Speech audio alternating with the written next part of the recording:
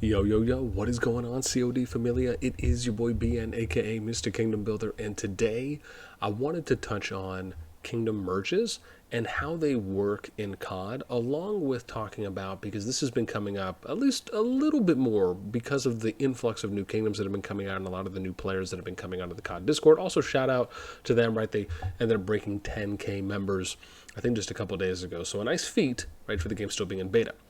Now, let me start off by saying, right, there's no KVK in CoD at the moment.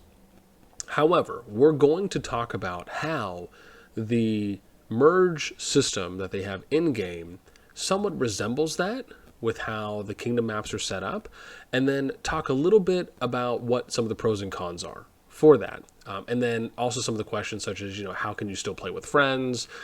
Which kingdoms are actually merging? Just good tips and things to look out for. So we'll cover all of that and a little bit more.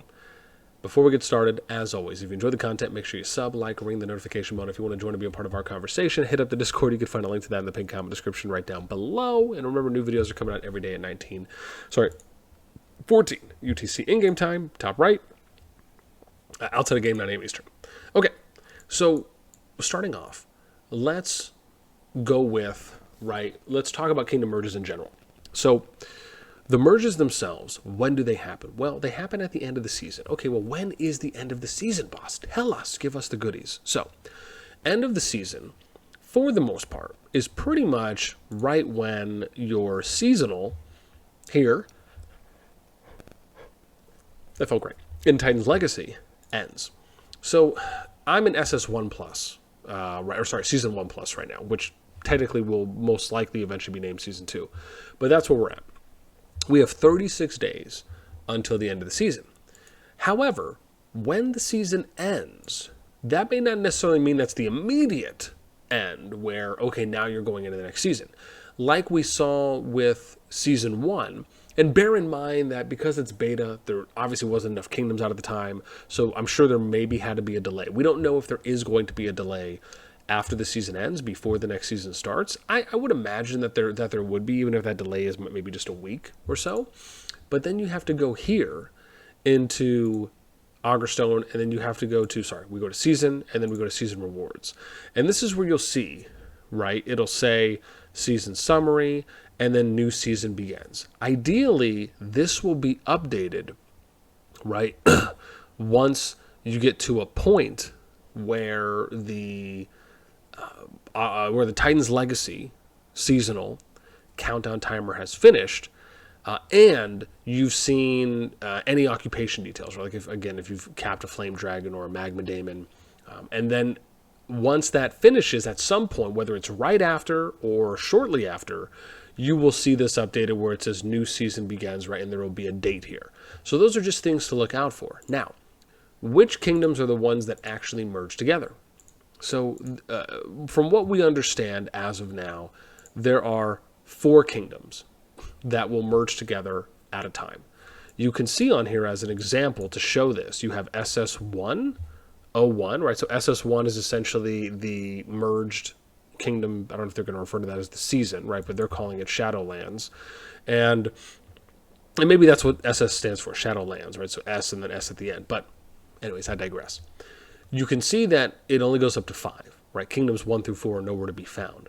So the assumption is that if things stay the way they are and they end up being consistent in beta, it's going to be every 4 kingdoms, right? So that means that 5, 6, 7, and 8 will eventually get merged when theirs ends. Then we'll see 9, 10, 11, 12, right? And then 13 would be the first. So what this means is that the kingdom that is going to have the most amount of time, right, even if it's a couple days or so ahead of others, is usually going to be the first kingdom in a set of 4, right? And this is very similar. So if you think about your time playing Rise of Kingdoms, right, you often would have groups, jumper projects, players, alliances that would try to land on the first or the second kingdom within a continent. Continent used to be a group of 8 kingdoms. And the reason you would do this is because the first kingdom in that continent usually would have about 5 to 7 day head start on the others because the KVKs would start at the exact same time. What this meant was that the kingdoms that were later on the continent would have less time to develop and prep going into KVK. And when it's days, that can definitely factor in. Now, who knows if it's going to be that much here because they're only going off 4 kingdoms, but it will still be something to think about and kind of timing off blocks of 4, right? So you'll maybe try and land in kingdoms like 1, 5, 9, 13, 17, 21, right? So on and so forth. You get the drift. So again, right, this is how it looks, and that's basically how it'll happen. Right now, we'll have to wait, obviously, to see if that is going to be the case, right? And 5 through 8 will get merged together. And then this kind of leads us to the next thought, which is what will happen, right, in SS1's Season 2? Will they basically just keep the same kingdom, right, the same merged kingdom as it is, and just keep running multiple seasons?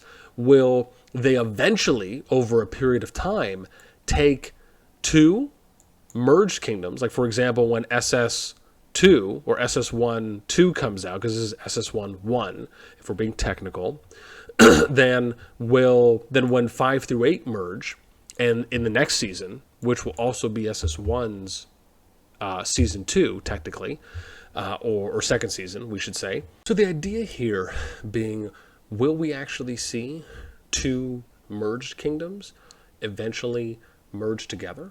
Will they merge 3 or 4 merged kingdoms? Now, in this type of theory moment, to me, it almost makes it seem as though they'll merge 4 kingdoms together. They'll put them into a merged kingdom going into the Shadowlands. And then, once there becomes enough merged kingdoms, they'll eventually merge those one by one, right? If you're kind of following along with the same merge system mechanic, that to me makes sense, right? Where maybe they'll wait 1 or 2 seasons, and then eventually they'll do a merge, right? That is a way, and I think if we're looking at the trend thus far, I think it's somewhat of a good idea. One, it completely eliminates the fact that you're never going to essentially have a dead kingdom, right? 2, even if they never put migration into the game, which I want to point out, I still think they should,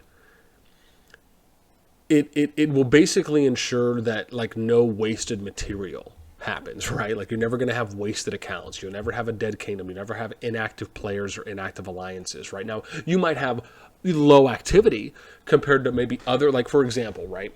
Let's say that if they allow migration, maybe one of the things that happens is that if your kingdom is above a certain activity threshold, you won't do a merge, right? They'll only do merges for low active kingdoms, or merge kingdoms. Actually, we should say merge kingdoms, where whereby combining those 2 kingdoms, it meets a minimum threshold. An example of this would be saying, so let's say SS1, 3, and 4 merge together because maybe they only have 5,000 active players, right, each. So you combine that, they have 10,000. But let's say that because migration's available, you have quite a few people going to SS1-1 and SS1-2, and let's say they have 15,000 active players, right? As an example, you come up with a minimum number, right? The idea is that you're not going to merge kingdoms to where you're basically creating a bunch of super servers. You're merging them so they have a minimum amount of healthy activity. It doesn't mean they have to have an overabundance of activity. That should be something, in my opinion, that migration plays a role in, right? Kingdoms should be rewarded, right? There has to be a level of reward where you are going out there and you're putting work in, you're putting passion and effort into recruiting people for your kingdom, to where you are able, to where that reward means you're able to have a higher average activity and threshold or active player capacity than if they were to take 2 merged kingdoms and merge those ones together, right? So there has to be some type of give and take.